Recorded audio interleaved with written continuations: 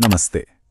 आज हम एक ऐसी यात्रा पर निकल रहे हैं जहां संस्कृति सिर्फ एक परंपरा नहीं है बल्कि जिंदगी की धड़कन है।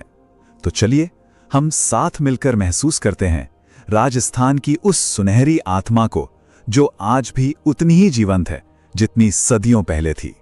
ये शब्द सिर्फ कोई कविता नहीं है, ये राजस्थान की सुबह का जीता जागता सच है। जरा कल्पना करके देखिए, चारों तरफ सुनहरी रेत और हवा में घुलती कोई मीठी सी लोकधुन। बस यही है राजस्थान का जादू। तो सवाल यह है कि राजस्थान की इस आत्मा को समझने की शुरुआत आखिर करें कहां से? इसकी शुरुआत होती है इसकी मिट्टी से। ये वो धरती है जहां के हर कण में वीरता की कहानियां छिपी हैं और हर पत्थर गुजरे हुए जमाने का गवाह है। और इन कहानियों को सबसे बुलंद आवाज में कौन सुनाता है? वो सुनाते हैं यहाँ के शानदार किले और महल। यकीन मानिए, ये सिर्फ पत्थर की दीवारें नहीं हैं, बल्कि इतिहास की वो खुली किताबें हैं जो आज भी हमसे बातें करती हैं। जरा देखिए आमेर किले की इन दीवारों को। इनकी ऊंचाई देखकर ही अंदाजा हो जाता है कि ये सिर्फ एक इमारत नहीं, बल्कि सदियों से चली आ रही शक्ति और सुरक्षा का एक जीता जागता प्रतीक है। और फिर आता है मेहरानगढ़। अब इसकी विशालता देखिए, ऐसा लगता है मानो ये आसमान को छूने के लिए ही बना हो। सच कहूं तो आज भी इसकी भव्यता किसी को भी हैरान कर सकती है। और फिर हम पहुंचते हैं चित्तौड़गढ़। ये सिर्फ एक किला नहीं, ये तो वीरता और बलिदान का, सच कहूं तो एक तीर्थ है। यहां की हवा में आज भी उन अमर कहानियों की गूंज साफ सुनाई देती है। तो ये तो हुई पत्थरों की बात, लेकिन राजस्थान की असली आत्मा, अरे वो तो यहाँ के लोगों में बसती है। चलिए इन किलों की दुनिया से निकलकर अब रंगों और मुस्कुराहटों की दुनिया में चलते हैं। ये तस्वीर आप देखिए, राजस्थान का पूरा सार, मतलब पूरी कहानी बयां करती है। एक तरफ है प्रकृति की कठोरता और दूसरी तरफ जिंदगी का उत्सव मनाते लोग। यही तो असली जादू है यहाँ का। यहाँ की महिलाओं के कपड़े देखिए, ऐसा लगता है मानो किसी ने कैनवस पर पूरा का पूरा इंद्रधनुष ही उतार दिया हो। हर धागे में, हर गोटे की पत्ती में उनकी कला और जिंदादिली साफ झलकती है। और पुरुषों के सर पर सजी ये पगड़ी, ये सिर्फ कपड़ा नहीं है जनाब, ये तो उनका मान है, उनकी पहचान है। हर पगड़ी का रंग और उसे बांधने का तरीका अपने आप में एक पूरी कहानी कहता है। अच्छा, रंगों और कपड़ों की दुनिया से अब आगे बढ़ते हैं और सुनते हैं राजस्थान की धुनें। यहाँ का संगीत और नृत्य सिर्फ मनोरंजन नहीं, ये तो आत्मा की आवाज है।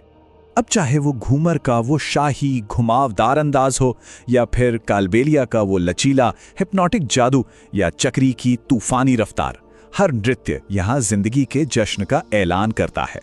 और जब सारंगी की धुन पर कोई लोकगीत शुरू होता है तो बस दिल थम सा जाता है।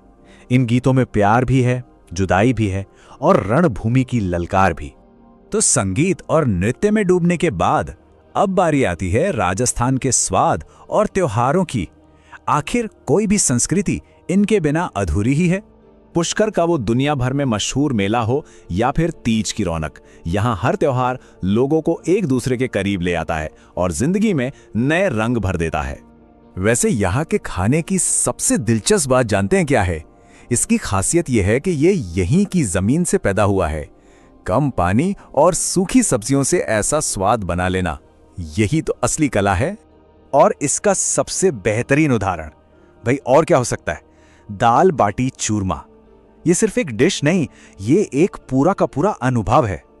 तीखी दाल, घी में डूबी सिकी हुई बाटी और वो मीठा चूरमा, स्वाद और परंपरा का ऐसा संगम और कहां मिलेगा? तो हमने किले देख लिए, रंग महसूस कर लिए, स्वाद भी चख लिया, लेकिन राजस्थान की कहानी उस एक चीज के बिना बिल्कुल अधूरी है जिसे सिर्फ महसूस किया जा सकता है, और वो है यहाँ के लोगों का दिल। बंधेज और लहरिया के वो चटक रंग, वो खूबसूरत नीली पॉटरी, कठपुतली का खेल, ये सब क्या है? ये पीढ़ियों से चली आ रही उस रचनात्मक आत्मा का सबूत है जो आज भी जिंदा है।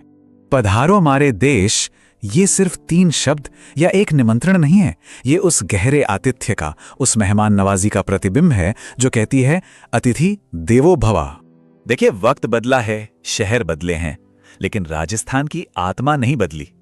आज भी यहाँ की गलियों में परंपरा और आधुनिकता एक साथ मुस्कुराते हुए मिल जाएंगे।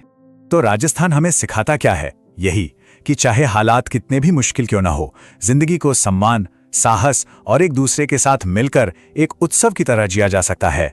इसलिए राजस्थान सिर्फ एक जगह नहीं है, ये एक एहसास है, शौर्य का, रंगों का और कभी ना खत्म होने वाली परंपराओं का।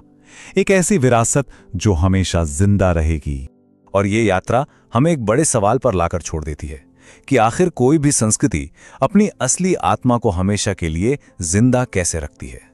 इस पर जरूर सोचें।